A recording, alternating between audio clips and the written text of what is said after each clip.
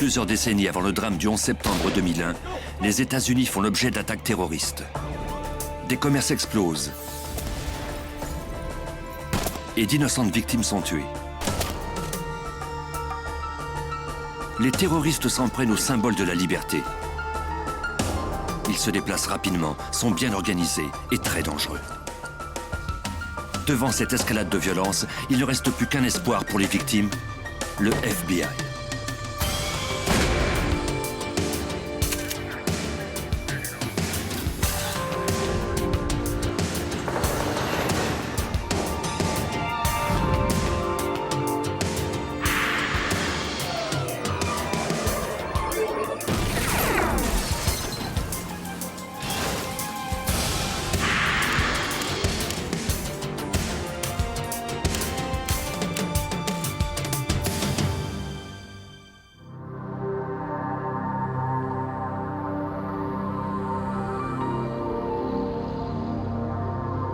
La ville de New York, en 1977.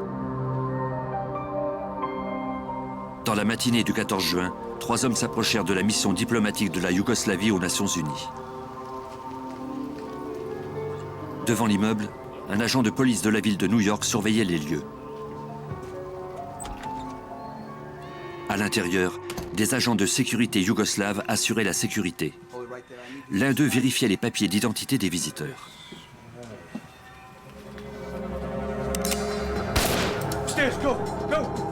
Des policiers qui avaient entendu le coup de feu se précipitèrent à l'intérieur du bâtiment. En principe, les missions diplomatiques ne sont pas sous la juridiction de la police de New York. En fait, les agents se trouvaient maintenant en territoire yougoslave. Au moment de l'arrivée des renforts, les agents qui étaient à l'intérieur de l'immeuble tentaient de parlementer avec les 3 hommes. Ceux-ci s'étaient barricadés dans un bureau à l'étage supérieur. Ils déclarèrent qu'ils avaient pris un otage. Ils tueraient la femme si quiconque essayait d'entrer dans le bureau. Un policier leur proposa alors de prendre la place de l'otage. Les hommes refusèrent la proposition. Des agents du bureau du FBI de New York furent alors dépêchés sur les lieux. En vertu des lois fédérales, c'est le FBI qui est responsable des enquêtes sur toute attaque contre des missions diplomatiques. Voici l'agent spécial Len Cross. Quand je suis arrivé, il y avait des policiers dans le parc. Il y en avait aussi dans les bâtiments voisins armés de fusils à lunettes de tir. De plus, des unités d'urgence entraient dans l'immeuble. Je me suis demandé ce qui pouvait bien se passer à l'intérieur.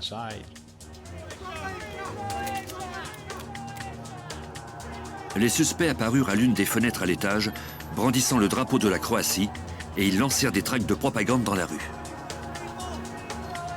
Les terroristes demandaient l'appui des Nations Unies pour forcer la Yougoslavie communiste à accorder l'indépendance à la Croatie. Ils faisaient de la publicité pour leur cause. Ils voulaient montrer que le régime communiste de la Yougoslavie opprimait le peuple croate. Un expert en négociation pour la libération d'otages parlementa avec les ravisseurs pendant près de 2 heures. Les hommes acceptèrent enfin de sortir à la condition d'être mis en détention par les autorités américaines et non celles de la Yougoslavie. Ils se protégeaient des autorités yougoslaves parce qu'ils savaient qu'ils seraient tués si la police de ce pays les capturait.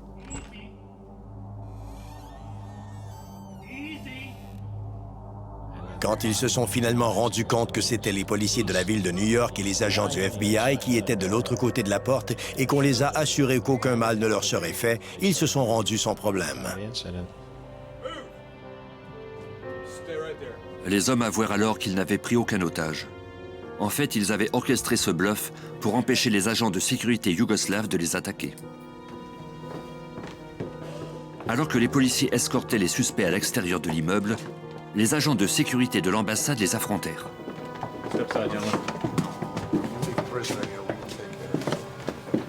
Ils demandèrent aux policiers de leur confier les extrémistes.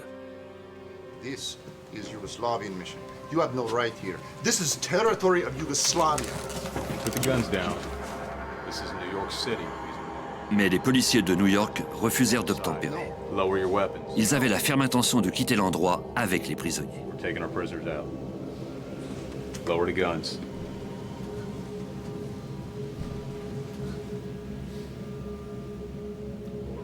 Les agents de sécurité les laissèrent finalement partir. C'était la première fois qu'une mission étrangère en sol américain était prise d'assaut de la sorte. Un des employés avait été grièvement blessé.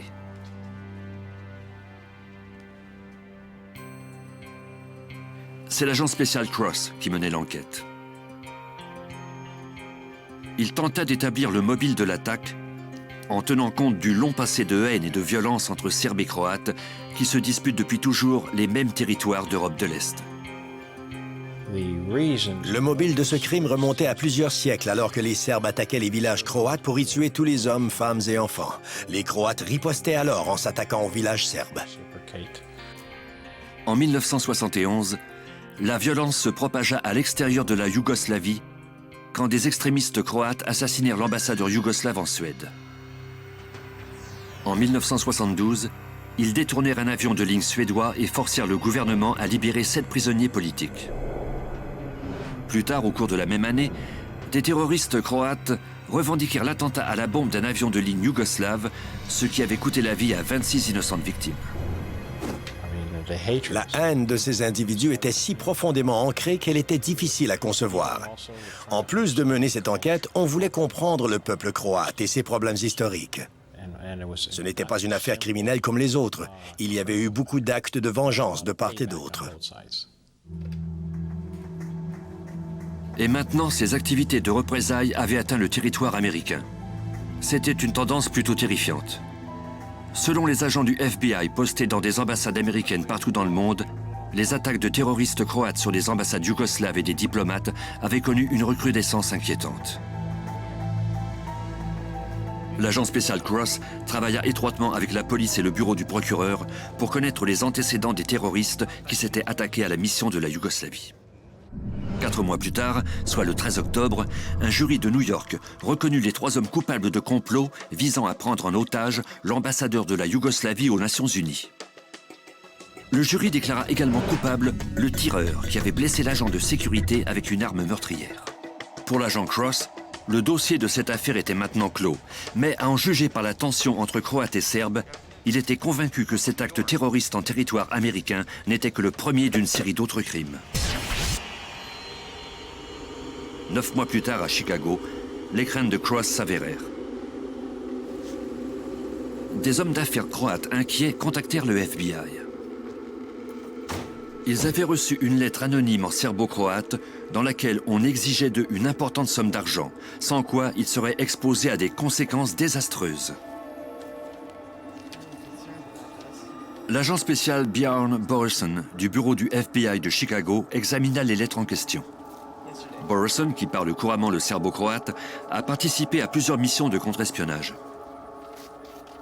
Pour eux, ces hommes d'affaires ne faisaient pas leur part pour renverser le gouvernement communiste. Ils disaient qu'ils avaient évalué leur situation financière et conclu qu'ils étaient en mesure de leur remettre de l'argent. Ensuite, ils leur disaient d'envoyer une somme donnée à une adresse au Paraguay, sans quoi ils devraient en subir les conséquences. C'était de l'extorsion. En tout cas, c'est ainsi que le FBI le voyait. Il forçait ces individus à leur donner de l'argent. Les agents ignoraient toutefois si les auteurs de ces lettres étaient des espions serbes ou des criminels croates.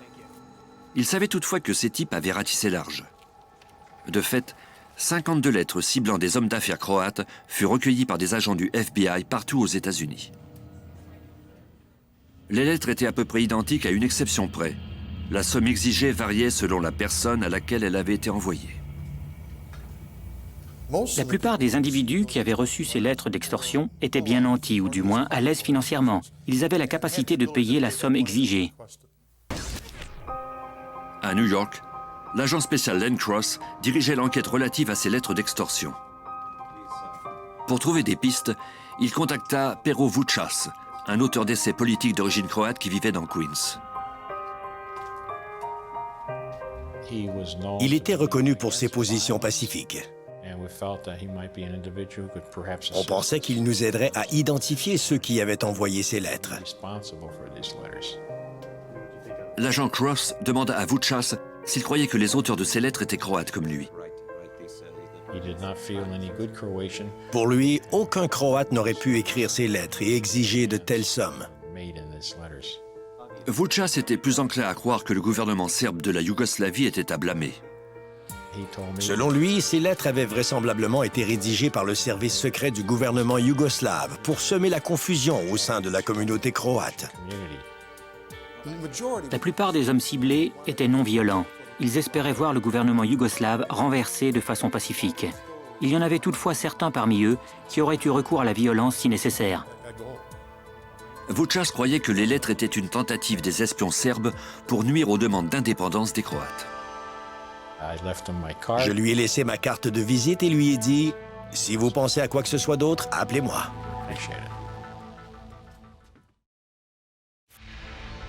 À Chicago, l'agent Borison concentra ses efforts sur les demandes d'envoi de sommes d'argent à des boîtes postales au Paraguay en Amérique du Sud. L'adresse au Paraguay était importante parce que quelqu'un devrait aller chercher cet argent et on pourrait alors découvrir qui c'était. Le FBI envoya au Paraguay une agente de l'ambassade américaine en Argentine pour qu'elle y mène son enquête. L'agente vit un homme recevoir l'argent. Plus tard, l'homme en question fut identifié. Il s'agissait du terroriste croate qui avait abattu l'ambassadeur yougoslave en poste en Suède en 1972.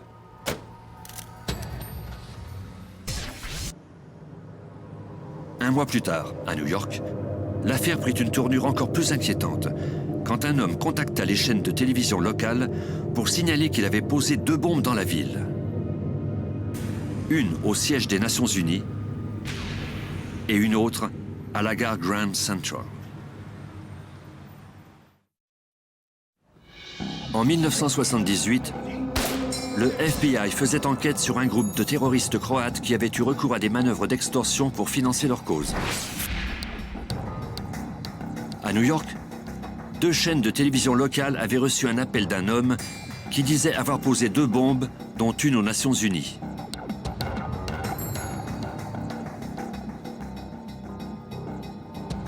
Devant une bibliothèque attenante à l'ONU, un agent de police trouva alors un sac suspect.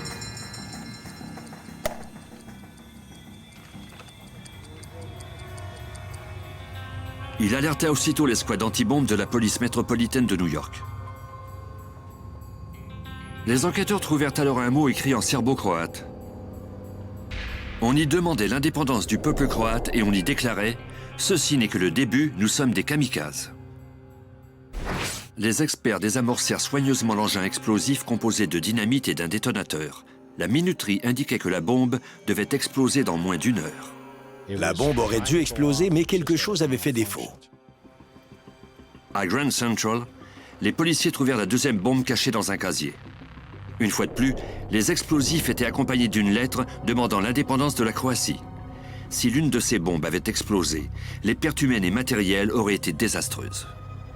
Ces mots étaient écrits sur les murs. La situation devenait de plus en plus violente et les attentats plus fréquents.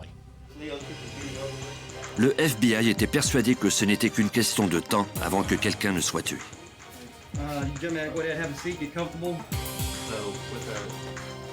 Les agents du bureau de New York mirent leurs efforts en commun.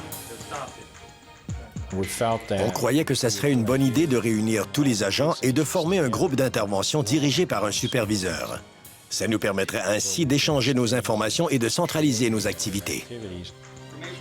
L'agent Cross proposa alors de centraliser les activités de tous les agents impliqués dans cette enquête. Je craignais que si on ne faisait pas ça, on perdrait le contrôle de la situation. 2 semaines plus tard, dans une banlieue cossue de New York, un homme d'affaires prospère fut abattu devant sa maison. Son seul crime était d'être d'origine croate et d'avoir refusé de payer la somme exigée par les terroristes. Les pires craintes du FBI se matérialisaient.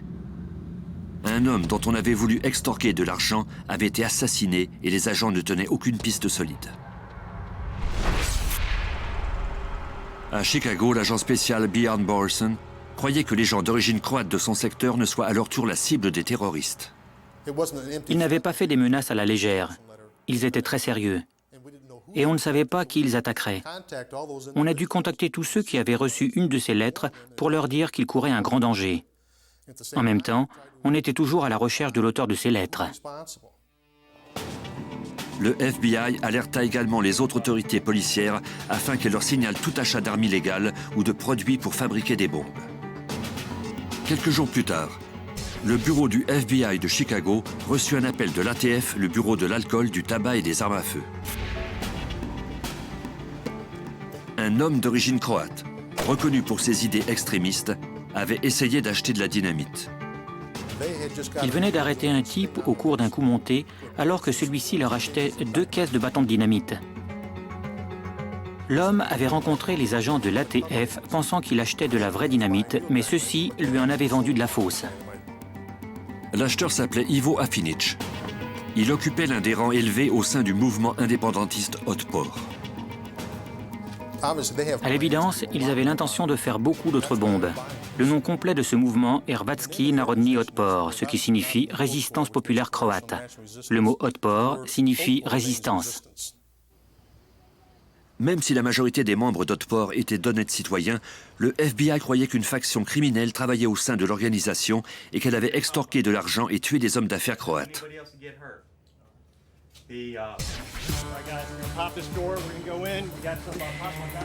Otpor tenait ses réunions dans un club de rencontre au sud de Chicago. Lors d'une opération conjointe, les agents du FBI et de l'ATF firent une descente au club et se mirent à la recherche de produits et d'articles pouvant servir à la fabrication de bombes. Ils trouvèrent alors les 2 caisses de fausses dynamites, mais il n'y avait aucune trace d'explosifs dans le club. Malgré des fouilles exhaustives, on ne disposait d'aucun indice permettant de faire accuser Ivo Afinic. Le même jour, dans un autre quartier de Chicago, Daniel Nikolic ouvrit son commerce. Nikolic faisait partie des quelques dizaines d'hommes d'affaires d'origine croate ayant reçu une lettre d'extorsion. Ce fabricant d'armoires avait refusé de se laisser intimider.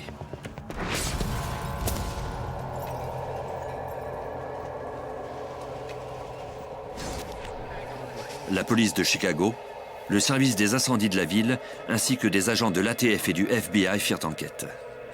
Grâce à l'examen des lieux, on a pu déterminer que la détonation avait eu lieu sur le toit du commerce. L'agent spécial Borison interrogea Daniel Nikolic.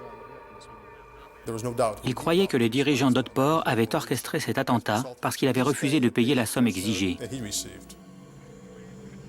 Avec l'aide de Nikolic, le FBI put rencontrer plusieurs membres de la communauté croate. Les agents voulaient trouver un informateur parmi les membres d'Otpor qui savait quelque chose à propos des activités criminelles de l'organisation. La clé, dans presque n'importe quelle enquête, c'est de trouver quelqu'un de l'intérieur qui est prêt à collaborer avec nous. Mais les agents du FBI eurent du mal à trouver quelqu'un pour leur parler d'Otpor. Trouver quelqu'un dans l'organisation était difficile parce que le cercle responsable de ces crimes violents était très restreint. Il était difficile de trouver quelqu'un qui en faisait partie et qui accepterait de collaborer avec nous. Pendant que les agents tentaient de trouver un informateur à Chicago, le groupe s'attaqua à la communauté croate de Pasadena, en Californie. Dans la matinée du 22 novembre, un homme d'affaires croate sortit de chez lui sous le regard d'un assassin. L'homme avait reçu une lettre d'extorsion 5 mois plus tôt, mais il avait refusé de soutenir la cause d'Otpor. La police et le FBI firent enquête. Les indices étaient rares. À San Francisco, où la communauté croate est importante, les agents décidèrent de consacrer tous leurs efforts à trouver un informateur au sein d'Otpor avant qu'il n'y ait de nouvelles victimes. Le FBI assigna l'agent Bob Goret à cette mission, car ce dernier parle couramment le serbo-croate. Celui-ci devrait consacrer tout son temps à cette mission. Le FBI avait du mal à s'insérer dans la communauté croate parce qu'il est toujours difficile d'enquêter sur une affaire impliquant une ethnie. Ces actes criminels sont commis au nom du nationalisme. Que les membres de la communauté soient impliqués ou pas, ils vont préférer être solidaires que de parler aux autorités. Grâce à son expérience en contre-espionnage en Yougoslavie, l'agent Goret comprenait très bien la violente opposition entre Croates et Serbes. La Yougoslavie est un pays formé de façon artificielle. Il a été constitué après la Première Guerre mondiale. Les Croates se sont toujours battus pour ne pas être sous ce qu'ils considèrent être la domination serbe. Sa compréhension de la culture l'aida à se rapprocher de la communauté croate de San Francisco. Je m'y prenais de façon très peu orthodoxe. Je ne portais ni complet ni cravate et souvent, nos conversations avaient lieu dans un bar autour d'une bière. Il fallait qu'on trouve une façon de briser ce mur du silence et convaincre quelqu'un de l'intérieur que ce qu'il faisait était condamnable. Ça ne pouvait être qu'une affaire de conscience. On devait modifier la façon de penser de ces gens. Les agents du FBI de San Francisco comparèrent leurs notes avec celles de leurs collègues de Chicago et de New York, toujours à la recherche d'un informateur qui fournirait des informations sur ce mystérieux groupe terroriste qui semblait impossible à percer. L'agent chargé de l'affaire pour le bureau de New York était Len Cross. Il était 18 h et on réexaminait toutes les pistes explorées pour voir ce qu'on pouvait faire d'autre quand j'ai reçu un coup de fil.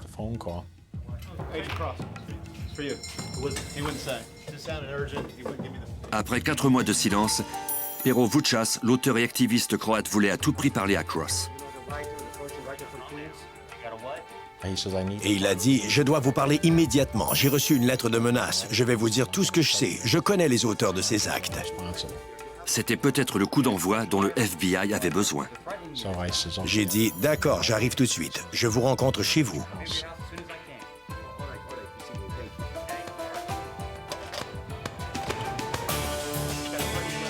Des agents du bureau du FBI de New York accompagnèrent Cross. Ils ont dit, pas question que tu y ailles seul. Ça pourrait être un piège. Ils veulent peut-être avoir ta peau.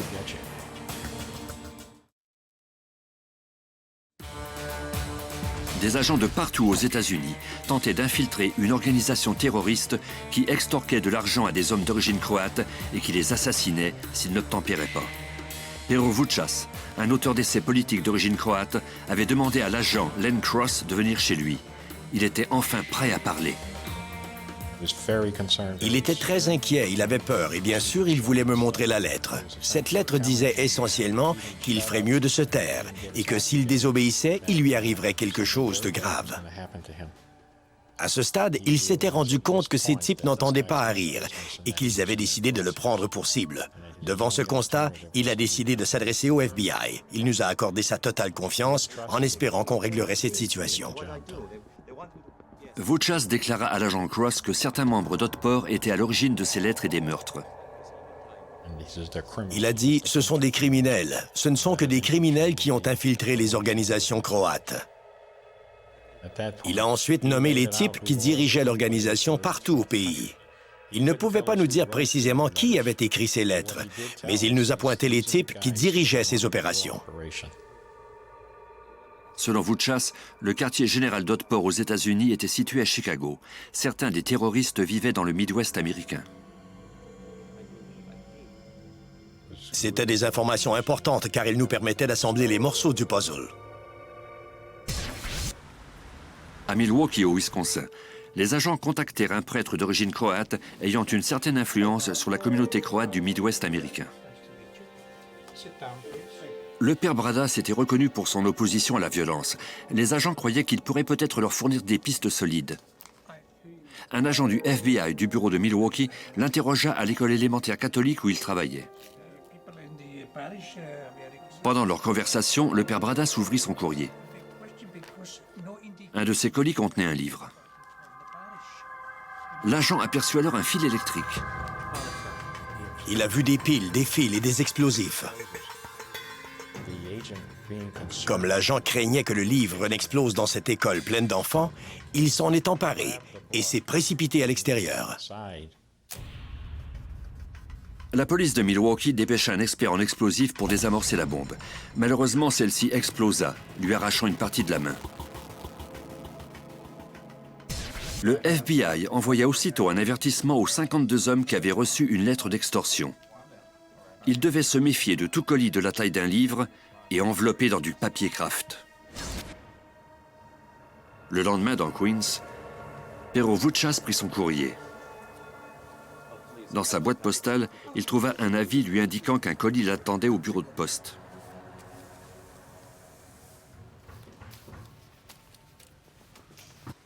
Le colis avait été mis sur une tablette près du comptoir.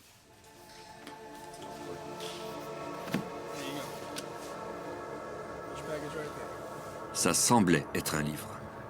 I don't want it. I'll come back for it later. Vouchas contacta aussitôt l'agent spécial Len Cross. Vouchas m'a appelé pour me dire « J'ai reçu une bombe, elle est au bureau de poste. Vous voulez que j'aille la chercher ?» J'ai dit « Non, laissez le colis là. On va dépêcher les squads anti-bombes. » Au labo du FBI, un expert en explosifs examina le colis. Il était pratiquement identique à celui qu'avait reçu le prêtre de Milwaukee. Ce livre piégé était similaire au premier de par sa conception. Il avait la même forme et le mécanisme de mise à feu était identique. En outre, c'était le même type de dynamite et le détonateur était de modèle identique. Selon le cachet de la poste sur les colis, les 2 bombes avaient été postées à Akron, en Ohio, le même jour. Les agents alertèrent aussitôt les autorités de l'Ohio. Celui qui avait fabriqué ces bombes vivait vraisemblablement dans cet état. À Cleveland, des policiers fouillèrent la maison de Pavo Kotoras. Cet extrémiste d'origine croate était l'un des principaux suspects pour l'attentat à la bombe d'une librairie croate 5 jours plus tôt. L'agent spécial Björn Borson. Au cours des recherches, on a trouvé un livre évidé. C'était de toute évidence un livre piégé. Cette bombe était un prototype. Une fois de plus, il n'y avait pas d'explosif comme tel sur les lieux. Sans aucun autre indice, il fut impossible de procéder à des arrestations. Les enquêteurs se mirent à la recherche de caractéristiques communes entre le prototype de bombe et celle postée à Milwaukee et à Queens. Chaque fabricant de bombes travaille toujours de la même manière pour des raisons évidentes de sécurité. C'est très difficile de mettre une bombe dans un livre évidé. Au labo, l'agent spécial Denny Klein compara les 3 bombes les unes aux autres. Chaque livre avait été évidé de la même façon. La colle et la soudure utilisées étaient de même composition chimique. En outre, les traces d'outils sur les fils des bombes étaient parfaitement identiques. Les experts du labo croyaient qu'il s'agissait du prototype ayant servi de modèle pour les 2 autres bombes. Le 17 mars 1980, les New-Yorkais et les touristes s'étaient entassés sur la 5e avenue pour la parade annuelle de la Saint-Patrick. Il était 10h55. Une bombe explosa au 30e étage d'un immeuble, dans des bureaux d'une banque yougoslave. Les agents du FBI se rendirent sur les lieux, notamment l'agent spécial Ken Maxwell. On a interrogé les employés de la banque et ceux des bureaux voisins, les préposés à l'entretien, les livreurs, bref, toutes les personnes qui étaient venues au 500 de la 5e avenue ce jour-là. Le seul indice important trouvé par les agents était un mot dans lequel Otpor revendiquait cet attentat à la bombe. Les terroristes menaçaient également de commettre d'autres attentats tant que la Croatie n'aurait pas obtenu son statut d'indépendance. Le 3 juin 1980, les terroristes s'attaquèrent à l'un des symboles préférés des Américains, la Statue de la Liberté.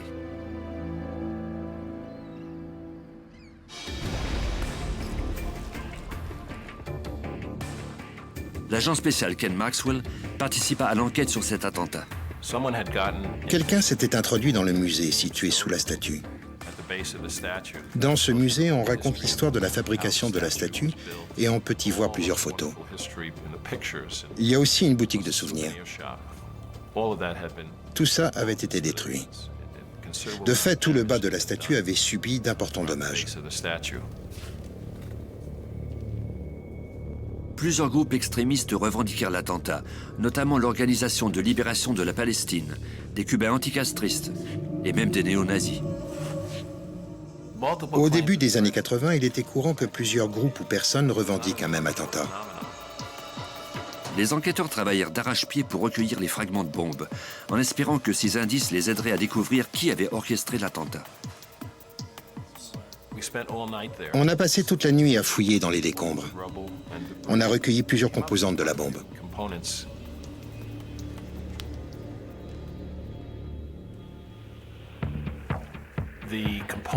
Les éléments qui constituaient ces bombes ressemblaient beaucoup à ceux des bombes croates.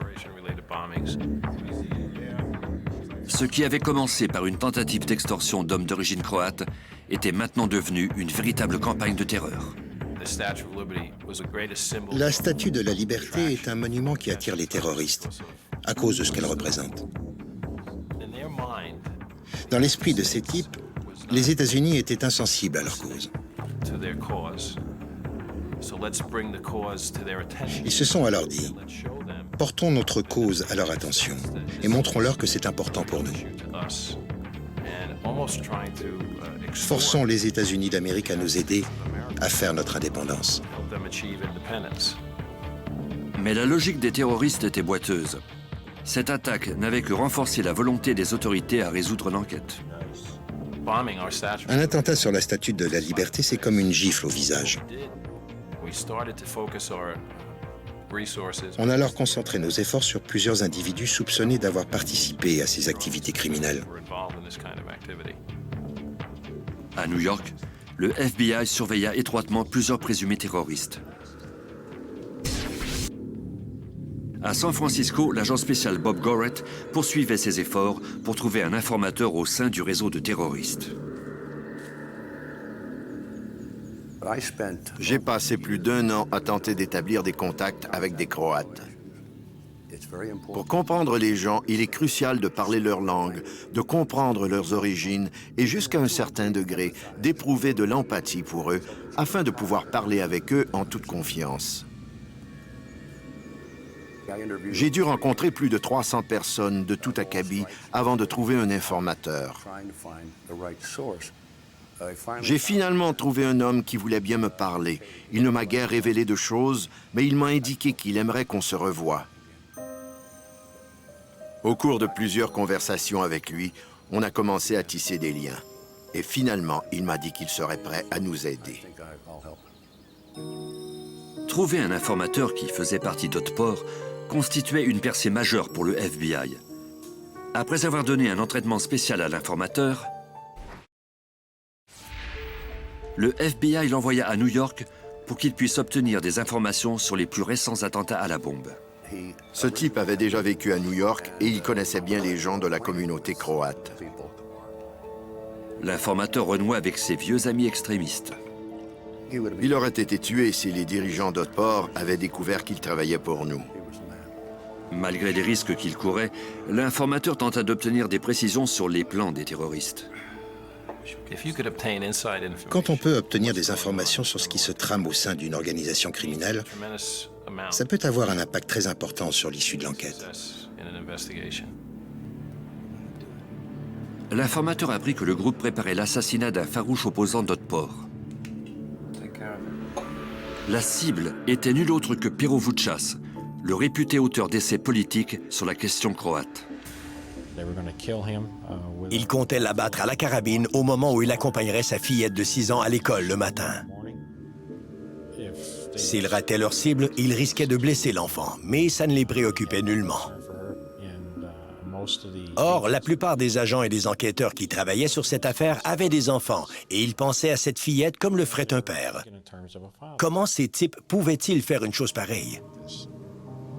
Selon l'informateur, le plan pour commettre ce meurtre était déjà en branle.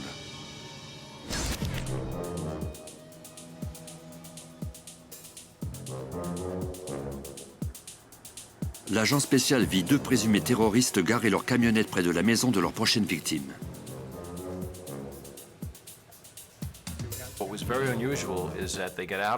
Ce qui était très étrange, c'est qu'ils sont descendus de la camionnette, qu'ils sont allés à l'arrière du véhicule pour y enlever une des vitres qu'ils ont remplacée par un morceau de carton. Même si on ne pouvait pas vraiment voir à l'intérieur, on savait qu'ils n'étaient pas en train de manger tranquillement un bagel en prenant un café. Ils se préparaient à assassiner cet homme.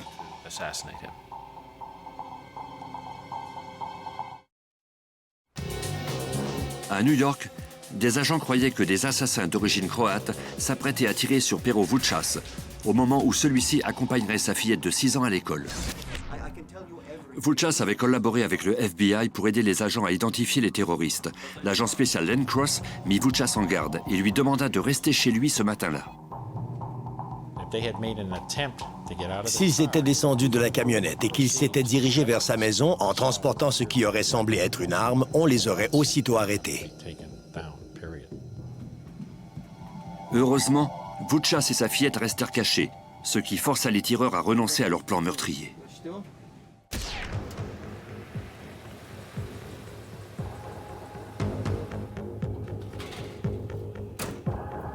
Le FBI décida de mettre sur écoute électronique l'homme qui, croyait-on, avait orchestré les attentats à la bombe de la côte Est, le président d'Otpor, Stepan Tsačić.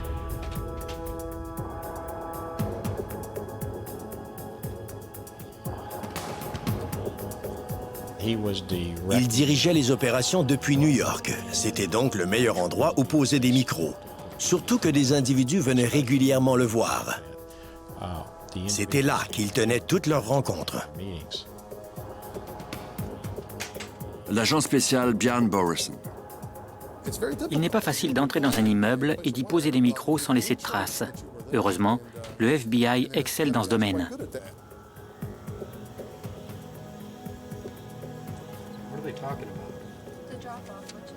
Près de l'immeuble, on a établi un poste d'écoute où il y avait au moins un traducteur en tout temps.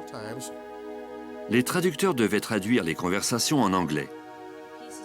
Ils devaient également identifier les voix de chacun sur les enregistrements. En outre, ils avaient la tâche d'interpréter le langage codé utilisé par les terroristes. Il ne dit jamais des mots comme dynamite. Il s'y réfère plutôt en disant cette chose ou ces éléments.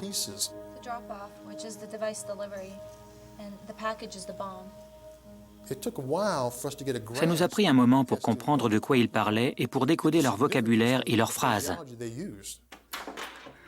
Les conspirateurs se rencontraient fréquemment, généralement dans le sous-sol de Tsačić.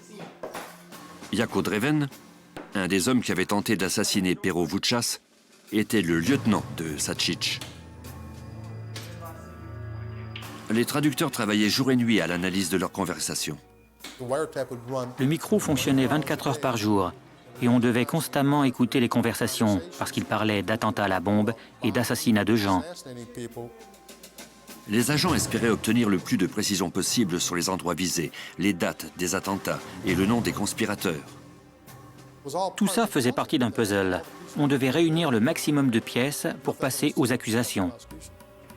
Les agents entendirent alors Stepan Tsačić et Jako Dreven planifier leurs prochaines opérations. Ils disaient des choses comme « je veux que tu fasses ceci ou cela ».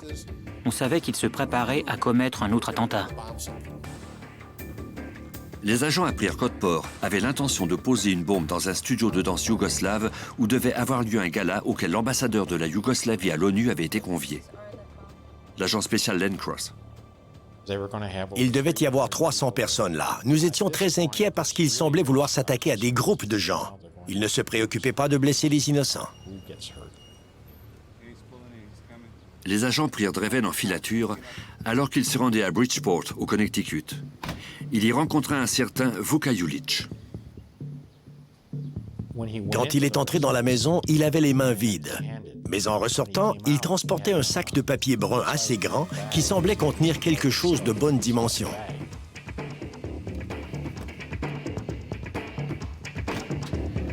Les agents suivirent Dreven alors qu'il rentrait à New York. Il alla chercher un autre membre d'Otpor. Les deux hommes se rendirent ensuite vers l'endroit ciblé. Ils faisaient constamment le tour du même bloc, à Manhattan.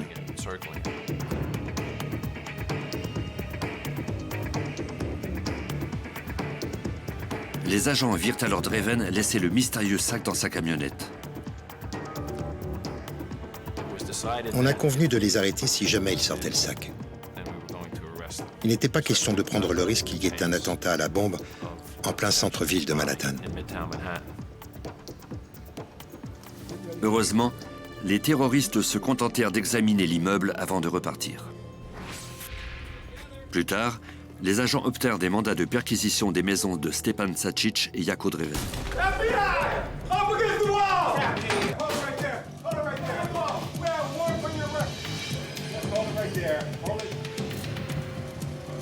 Dans la maison de Dreven, l'agent Ken Maxwell trouva un sac d'apparence familière dans un placard.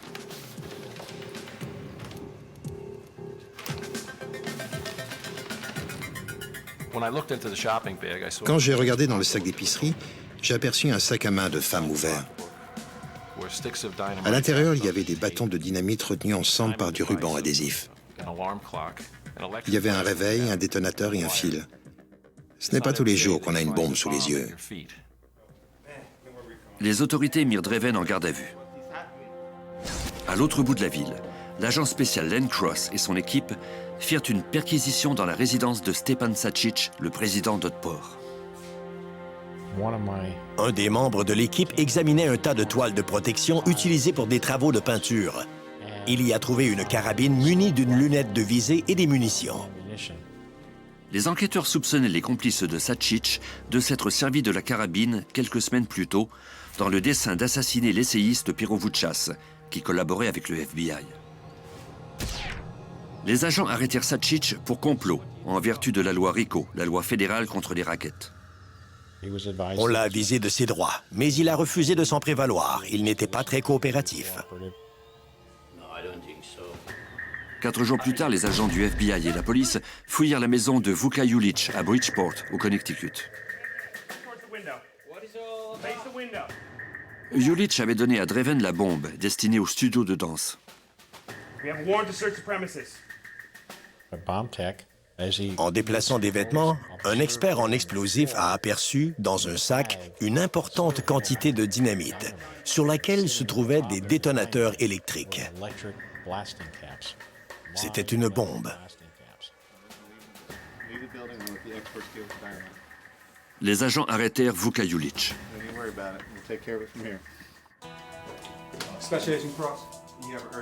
Les agents contactèrent l'agent Cross à New York pour l'informer qu'ils avaient découvert l'un des principaux fabricants de bombes d'Otpor.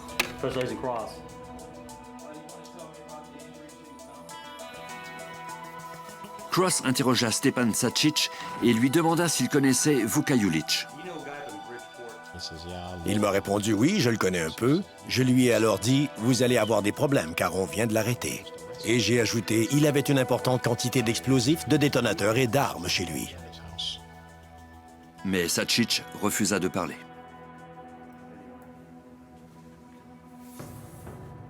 Les enquêteurs du bureau de New York firent appel à l'agent spécial Bob Gorret de San Francisco pour interroger Julić.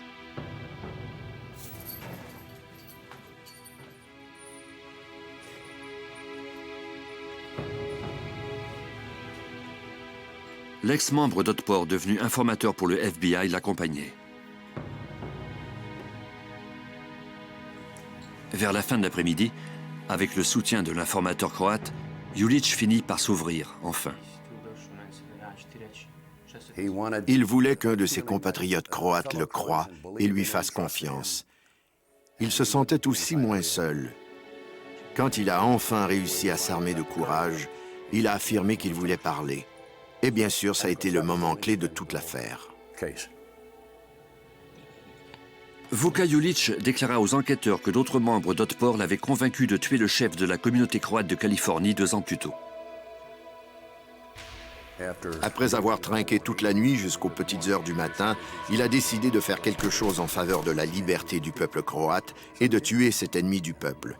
Plus tard, il a réalisé que son geste n'avait rien apporté à la cause croate et qu'au contraire, la situation avait empiré. Je crois fermement qu'il est l'un de ceux qui regrettaient ce qu'il avait fait. Julić accepta de témoigner contre Sačić, Dreven et les autres terroristes croates. Son témoignage était crucial pour démanteler le réseau de terroristes. Sa collaboration dans cette affaire nous a permis d'écraser cette organisation criminelle qui sévissait dans 4 villes différentes. On a littéralement pu éliminer les parrains de 4 familles. La loi RICO, créée initialement pour mettre un frein au crime organisé, fut utilisée pour la première fois contre des terroristes. En moins de 2 ans, 11 membres d'Otpor furent inculpés et condamnés à des peines d'incarcération allant jusqu'à 40 ans. Si vous voulez gagner contre les terroristes, vous devez faire participer des joueurs clés, des gens qui ont les connaissances et les ressources. Sinon, ça ne fonctionnera pas. L'approche à la Rambo ne vaut rien contre des terroristes. Ils sont mus par des sentiments nationalistes extrêmes. Si vous devez négocier avec eux, il vous faut atteindre leur cœur, leur esprit. Sinon, vous ne ferez que les empêcher de commettre un attentat. Vous ne les aurez pas fait changer d'avis. S'ils ont encore la même opinion, ils vont recommencer. Pour le FBI et les services de police américains, le démantèlement d'Otpor a été une réussite totale. les terroristes qui sévissaient sur le sol américain ont été pris sur le fait et arrêtés à jamais.